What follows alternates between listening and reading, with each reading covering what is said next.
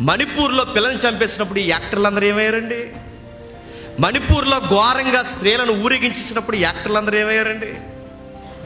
మనల్ని భారతీయులందరూ నా సహోదరులు, భారతదేశం నా మాతృభూమి, భారతీయులందరూ నా సహోదరులను జెండా ముందు సెల్యూట్ కొట్టిన మనం మణిపూర్లో ఉన్నారు మన సహోదరులు కదా.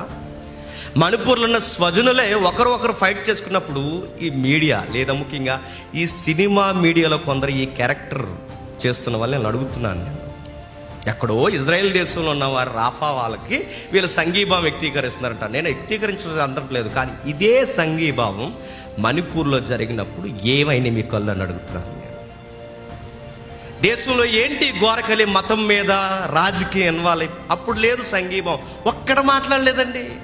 అంటే స్టైల్ అనమాట. అంటే ఇంటర్నేషనల్ విషయాలు మాట్లాడితే ఓహో వీళ్ళు చాలా నాలెడ్జబుల్ పర్సనాలిటీస్ అనుకోవాలన్నమాట. మీ బొంద మీకు రాఫా అంటే ఏంటో తెలియదు, నేను చెప్తున్నాను. నేను మీకు రాఫా అంటే ఏంటో తెలియదు, క్యాఫా అంటే ఏంటో తెలియదు, చెప్పండి. మీకు తెలీదు.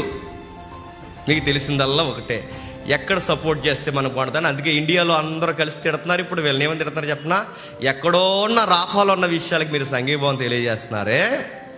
మన ఇండియాలో ఈ నమ్మకతప్పక జరుగుతున్నాయి, మీ కళ్ళు ఏమైపోయినాయి అని మన ప్రజలే యాక్టర్లను తిడుతున్నారు. ఇప్పుడు పోస్టులు ఎలా పెట్టినాయి అలా డిలీట్ చేసేస్తున్నారు.